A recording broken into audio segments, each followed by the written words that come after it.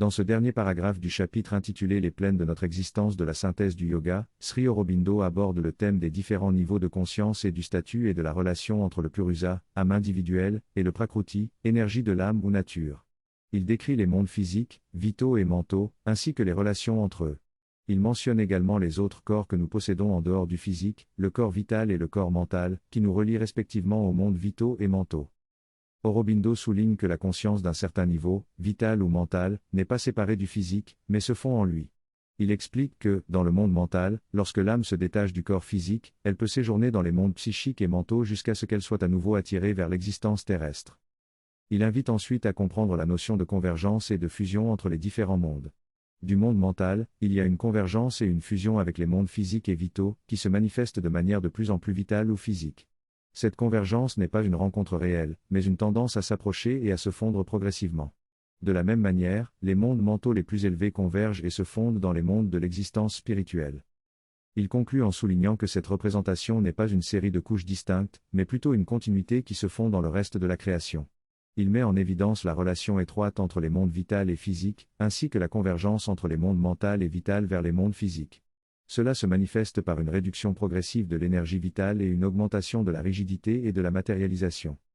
En somme, Sri Aurobindo propose une vision complexe et intégrée des différents plans de conscience, soulignant leur interconnexion et leur influence mutuelle. Au fur et à mesure que l'on descend dans les couches de conscience, il y a un point de convergence où l'esprit et le vital se mélangent et se confondent. C'est comme si on fondait dans les mondes inférieurs, perdant progressivement la sensation de l'esprit et laissant place au vital. Le passage de l'état solide à l'état liquide est soudain, mais la fusion se poursuit jusqu'à ce qu'il ne reste plus rien de l'esprit. C'est dans ce processus de fusion que réside l'action occulte, où nos pensées, émotions et volontés influencent les circonstances, même si nous ne sommes pas conscients du lien entre la pensée et la matière. De récentes avancées médicales permettent de constater l'effet des pensées sur le corps et le cerveau, notamment grâce à l'imagerie par résonance magnétique. On peut observer les variations électriques et magnétiques dans le cerveau lorsque l'on demande à une personne d'imaginer différents objets. En analysant ces modèles, il est possible de reconnaître les schémas communs et de lire les pensées d'une personne grâce à l'intelligence artificielle. Bien que cela soit encore rudimentaire, cela permet de mieux comprendre le lien entre l'esprit et la matière. La relation entre l'esprit et le cerveau est étroitement liée. Les techniques de cartographie du cerveau permettent de détecter si une personne ment ou se souvient en se basant sur l'activité cérébrale. De même, en observant les réponses cérébrales pendant le sommeil, il est possible de reconstruire les images que la personne voit dans ses rêves. Cela démontre l'influence de l'esprit sur la matière biologique du cerveau. Cette connexion s'étend également à d'autres entités, telles que les fleurs ou les pierres. Il existe une gradation de substances, allant du physique au mental, qui permet une interaction entre l'esprit et la matière. Si l'on parvient à consciemment densifier la substance mentale, il devient possible de se connecter à des réalités non seulement biologiques, mais aussi mentales ou vitales, et d'interagir avec elles. Par exemple, lors de certaines séances de spiritisme, un médium peut projeter une partie de sa conscience mentale ou vitale hors de son corps physique, ce qui permet à d'autres êtres de se manifester physiquement. Cette interaction dépend de la densification de la substance et peut être réversible. Cette compréhension de la relation entre l'esprit et la matière ouvre de nouvelles possibilités de connexion avec notre environnement. La mère raconte un incident dans lequel un scientifique assistait à une séance de matérialisation.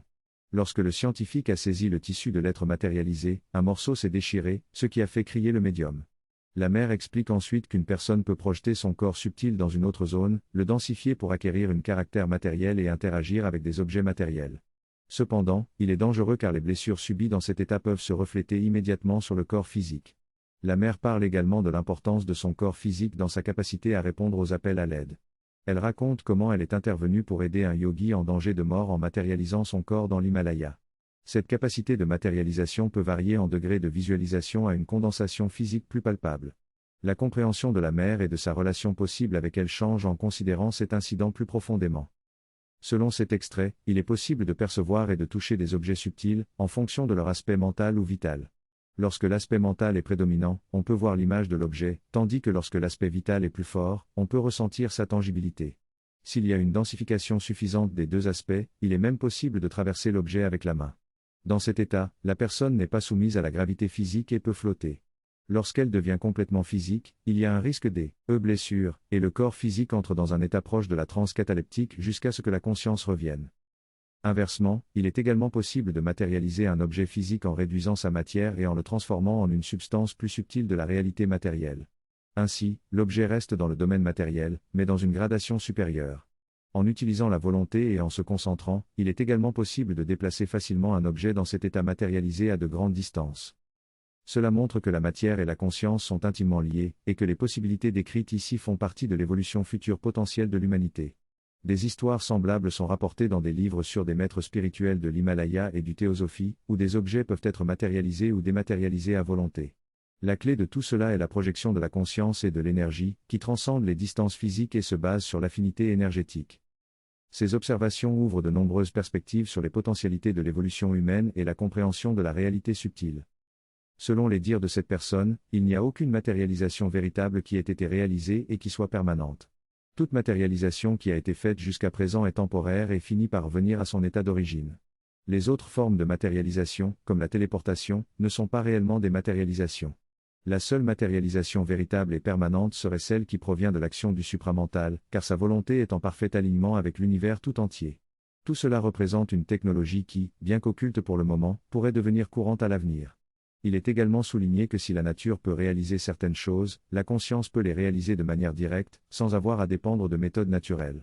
La différence réside dans le fait qu'en utilisant les méthodes de la nature, on devient dépendant d'elle, tandis que la conscience reste indépendante et libre. Ainsi, il est possible d'utiliser des méthodes naturelles pour améliorer notre corps, mais cela nous rendra dépendants de ces méthodes. Par conséquent, la transformation supramentale du corps, qui le rendrait immortel et exempt de vieillissement, serait préférable, car elle permettrait de dépasser les limitations de la nature. Le sorcier peut avoir son cristal, sa boule de cristal, son miroir magique, sa cape d'invisibilité ou tout autre objet que l'on voit souvent au cinéma ou dans la fiction fantastique. Ils ont tous une part de vérité, mais si son lien est rompu, s'il se fait voler sa boule de cristal, il devient aveugle et inefficace. La baguette est simplement un dispositif physique pour concentrer sa volonté. En s'entraînant avec la baguette et en dirigeant sa volonté à travers celle-ci, en la préparant de certaines manières pour amplifier sa volonté, il obtient un certain résultat dépendant de la baguette. Si vous volez la baguette ou la cassez, le sorcier vous dira qu'il ne peut plus accomplir ce qu'il faisait auparavant, parce qu'il est devenu inefficace. Il a besoin de la technologie, de son téléphone portable pour appeler quelqu'un de l'autre côté du monde, et il a besoin des satellites pour transmettre le signal. Si vous détruisez le satellite, il ne pourra plus passer son appel. Mais en réalité, qu'est-ce que le téléphone fait ? Il transmet simplement sa pensée à travers différents médias pour transférer sa conscience. Ce que la conscience peut faire directement par télépathie, vous le faites indirectement à travers les processus naturels. Vous pouvez affiner de plus en plus ces processus jusqu'à ce qu'ils se rapprochent des moyens directs de la conscience, mais tant que c'est un moyen utilisé par la technologie ou les processus naturels, vous dépendez de la nature. Et si la nature vous refuse ou que vous perdez le moyen d'accéder à la nature, vous avez perdu la faculté. Le problème avec notre biologie, c'est que la nature dit seulement ça et pas plus. Au-delà de cela, elle commence à affaiblir votre biologie et vos cellules par habitude, et ainsi votre corps commence à vieillir, peu importe votre volonté. Votre volonté mentale n'est pas assez puissante. Mais la différence dans la transformation de la conscience réside dans le fait que votre esprit devient une conscience supramentale, au-delà de la capacité limitée de l'esprit en relation avec la matière et la nature. Maintenant, le pouvoir créatif du divin est votre statut en tant que Purusa. À partir de là vous pouvez vouloir sur la nature sans que celle-ci puisse résister, car elle est le libre pouvoir de la conscience mentale suprême. Ce que vous voulez est exécuté parfaitement, sans défaut, sans résistance, sans avoir besoin de méthode ou de technique. C'est l'action libre, par opposition à l'action liée et limitée où la nature vous domine tout en semblant céder à votre volonté. C'est cette différence fondamentale que nous devons reconnaître. Les mots les plus élevés appartiennent donc à la supramentale, au principe du mental supérieur, à l'intelligence divine ou à la gnose, et aux trois principes spirituels d'être tels que Sat Chit Ananda.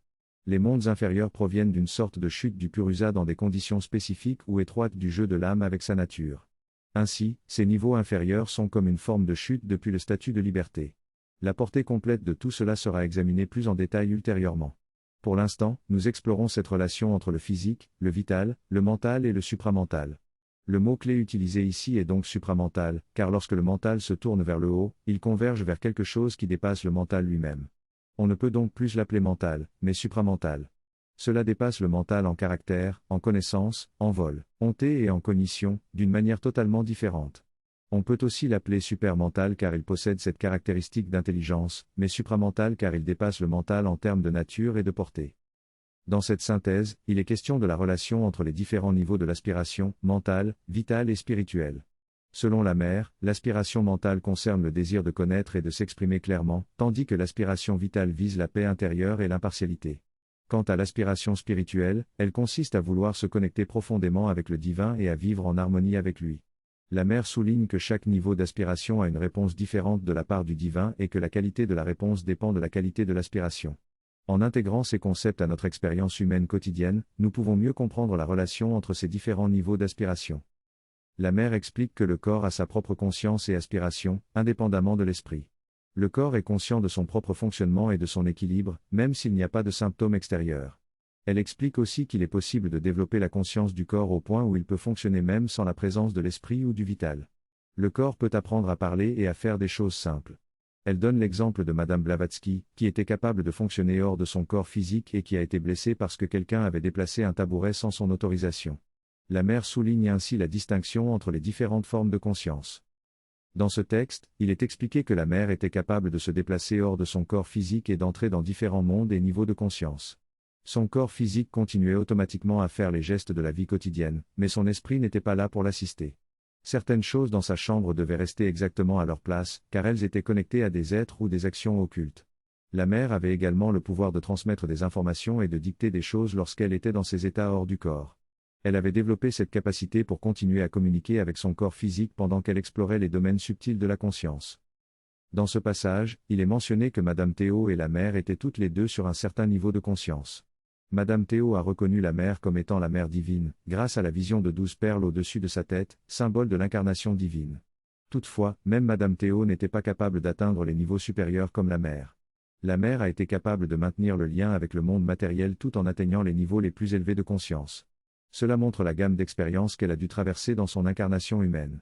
La mère a également découvert le secret de la vie, mais il n'est pas précisé de quelle manière elle l'a découvert. Le corps humain a sa propre intelligence et instinct, mais il est souvent perturbé par les désirs du vital, aspect émotionnel, et les idées de l'esprit. Le corps a un instinct sûr pour les besoins essentiels, mais la société et l'éducation vont à l'encontre de cet instinct naturel.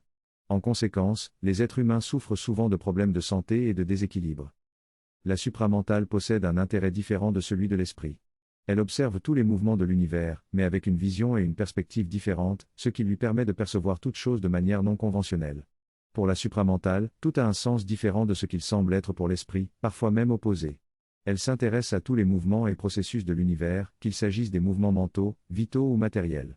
Sa conscience est infinie et elle est capable de tout connaître et de tout accomplir, du fait qu'elle englobe tout en elle-même. Son intérêt principal réside dans la transformation du monde, dans la descente des forces dans le monde matériel et dans la réalisation des innombrables possibilités infinies qui attendent d'être manifestées. La supramentale perçoit la différence entre le monde tel qu'il est et le monde tel qu'il devrait être, et elle travaille à transformer cette réalité pour faire advenir ce qu'elle devrait être. Elle possède une vision globale qui inclut tout l'espace, le temps et toutes les possibilités, et ainsi elle voit et sait tout simultanément. La supraconscience est une conscience globale et inclusive qui perçoit toutes les possibilités du monde et la différence entre ce qui est et ce qui devrait être. Elle voit la vérité qui plane au-dessus du monde et recherche constamment des opportunités pour se manifester. Elle perçoit les forces obscures et inconscientes qui régissent le comportement humain et cherche à les corriger. Elle agit en fonction de la réceptivité et de la luminosité des individus, projetant sa force là où elle peut avoir un impact. Elle voit les vibrations qui permettent le progrès et celles qui conduisent dans l'obscurité. La supraconscience ne se préoccupe pas des paroles ou des idées, mais seulement de l'état de conscience et de la sincérité des individus. Elle peut rejeter quelqu'un qui utilise les mots et les lois correctes, mais dont l'intention est insincère, tout comme elle peut aider quelqu'un avec de mauvaises actions mais sincères. Le comportement de la mère, qui vit dans cette conscience supramentale, a été souvent incompris par les autres parce qu'elle se basait sur des critères différents de celui des paroles et des apparences extérieures. La supraconscience voit au-delà de l'apparence et des masques pour discerner la sincérité véritable. Dans ce texte, il est question d'une expérience profonde vécue par une personne suite à une lettre reçue. La mère, qui est probablement une figure spirituelle, déploie une action forte et brutale pour briser certaines choses et permettre un développement plus profond et authentique. Elle rencontre également quelqu'un qui se présente comme militaire, mais qui s'avère être un imposteur. Malgré cela, elle choisit de voir au-delà de l'apparence pour reconnaître l'aspiration sincère de cette personne. Elle explique que le travail sur soi est capital et que chacun possède en lui-même tous les éléments nécessaires pour sa croissance personnelle, indépendamment des conditions extérieures. Ce champ d'action est toujours à notre disposition, à tout moment, et personne ne peut nous l'enlever. Le texte se termine en évoquant un poème écrit par quelqu'un en état de confinement physique, rappelant ainsi la possibilité de se développer même dans des conditions limitantes. Dans ce texte, il est souligné qu'il existe un pouvoir d'action que personne ne peut nous enlever, et que nous devons commencer par l'utiliser sur nous-mêmes avant de pouvoir aider les autres. L'auteur affirme que si nous voulons changer les choses à l'extérieur, nous devons d'abord effectuer une correction en nous-mêmes. Elle compare notre existence à celle d'un microcosme, avec toutes les couches de la création rassemblées en nous. Elle explique qu'il est impossible de s'isoler complètement du monde, et que l'évolution personnelle est étroitement liée à la transformation de l'ensemble de l'humanité. Elle reconnaît que certains individus ont réalisé des choses extraordinaires en s'isolant, mais affirme que leur impact sur le monde est limité. Elle conclut en disant que rien n'est impossible, mais que pour changer l'extérieur, nous devons d'abord changer en nous-mêmes. La génie de la race humaine et sa progression évolutive sont des éléments importants à considérer. Bien que chaque individu puisse avancer plus rapidement que la masse, il est nécessaire que la majorité atteigne un certain niveau de développement mental pour permettre une évolution globale. Dans l'âge védique, les Rishis ont repoussé les limites de leur époque, mais l'humanité n'était pas encore prête à les suivre. Cependant, leur travail a posé les bases pour la prochaine phase de l'évolution humaine. Aujourd'hui, nous nous concentrons sur l'idéal de transformation physique et de divinisation qu'ils ont esquissé. Cela nécessite que l'humanité atteigne un niveau de développement mental qui rende possible cette transformation complète. Cela détermine le début d'une nouvelle ère évolutive. Cependant, il y a aussi une détérioration due à l'influence des forces vitales sur l'atmosphère terrestre. Après la guerre, il y a eu une dégradation générale sur le plan vital, même pour ceux qui étaient conscients de l'origine de cette force et qui luttaient contre elle. Les forces vitales perturbatrices ont entraîné des effets néfastes, notamment une baisse du niveau moral. La mère explique que cette détérioration peut être vue comme une réaction des forces vitales face à l'arrivée d'une autre force qui souhaitait accomplir son travail. Ces forces s'accrochent à leur pouvoir et s'opposent violemment à ce qui les dérange. Cependant, lorsque l'action supramentale descend, toutes ces forces inférieures sont déstabilisées car elles perdent leur hégémonie. Le mental impose un désordre lorsqu'il descend dans le vital et le physique, mais lorsque le supramental descend, il harmonise tout car il reconnaît et intègre les différentes projections mentales, vitales et physiques. Cependant, ces mondes, avec leurs habitudes, s'opposent souvent violemment à cette harmonisation car ils ne reconnaissent pas encore les bienfaits qu'elle peut apporter. Dans cette synthèse, l'auteur parle de la manifestation supplémentaire et de la nature de la crise actuelle. Il affirme que pour comprendre cette observation et trouver une solution, il est nécessaire de s'aligner le plus possible sur la volonté divine. L'auteur explique que la manifestation sacramentelle est inévitable, mais que la transition nécessite des points de lumière et des centres de conscience plus nombreux. Il mentionne également que notre être contient tous les niveaux de conscience présents dans l'univers, mais qu'ils ne sont pas encore entièrement développés en nous. Ensuite, l'auteur décrit la relation entre la conscience spirituelle, le corps spirituel, la conscience mentale, le corps vital et le corps physique, et comment la pression de la conscience spirituelle en nous éveille l'esprit intuitif. Enfin, l'auteur rappelle que l'évolution humaine ne sera complète que lorsque la manifestation supplémentaire sera entièrement évoluée et révélée dans l'univers matériel. En conclusion, l'auteur suggère de réfléchir aux 4 types d'aspiration décrits par la mère et d'intensifier l'aspiration dans notre esprit, notre vital et même dans notre corps physique. Dans cette conversation sur la pratique du Hatha Yoga, il est mentionné que dans le Hatha Yoga traditionnel, on travaille avec le corps physique pour activer les centres d'énergie du corps subtil, en utilisant des postures physiques, asanas, et des exercices de respiration, pranayama. On explique que le corps physique est lié au corps subtil à travers les chakras, et en activant les chakras et en infusant une grande quantité d'énergie vitale universelle dans le corps physique, on devient progressivement conscient de son corps subtil, puis du corps vital et mental. Ce processus permet une libération de la conscience de l'identification étroite au corps physique et mène à un éveil spirituel. Il est également mentionné que dans le Hatha Yoga avancé, il est important d'être guidé par un enseignant expérimenté pour éveiller la Kundalini, l'énergie spirituelle, de bas en haut, en utilisant des méthodes spécifiques qui impliquent des descentes d'énergie depuis la tête jusqu'en bas. On souligne que le Hatha Yoga a différentes variations et écoles de pensée, et que certaines pratiques plus avancées sont moins répandues ou secrètes. On explique également que le Raja Yoga, une autre branche du yoga, utilise principalement des techniques mentales et méditatives pour éveiller les chakras, en adoptant une approche de haut en bas. La dimension spirituelle du Hatha Yoga et du Raja Yoga est souvent enseignée de manière limitée au public, car elle nécessite une compréhension approfondie et un guide expérimenté. Enfin, on mentionne que dans le yoga intégral, qui combine différentes branches du yoga, on utilise une approche différente, basée sur la purification de la conscience et la relation avec la Shakti divine, l'énergie créatrice, qui descend de l'esprit supérieur pour purifier et éveiller les chakras de haut en bas. Cela se fait sans dépendre uniquement des techniques externes du Hatha Yoga ou du Raja Yoga. Dans cette synthèse, il est mentionné que dans le yoga intégral, le processus de descente et d'ascension est guidé par la conscience divine libérée. Il est souligné que ce processus est plus rapide, plus sûr et plus complet que le Hatha Yoga, car il vise la transformation de la conscience à tous les niveaux plutôt que de se concentrer uniquement sur les chakras. La purification et la transformation se font donc à travers tout le plan de conscience, et non pas seulement à un niveau spécifique. L'objectif ultime du yoga intégral est la transformation de la conscience vers un état de libération et non pas simplement la libération du corps physique. Il est expliqué que la matière physique elle-même sera transformée, mais que cela est encore loin dans le processus d'évolution. En attendant, la transformation du corps physique permettra une influence progressivement dans tous les niveaux de la matière. Le texte mentionne également que le super-mental, une fois pleinement développé, aura une maîtrise totale sur tous les domaines de l'existence, ce qui représentera l'évolution parfaite et le développement recherché par le Purusha dans l'univers matériel. Finalement, il est rappelé que notre voyage spirituel et de transformation se déroule dans le monde matériel et que nous devons l'accepter comme un défi pour notre propre évolution.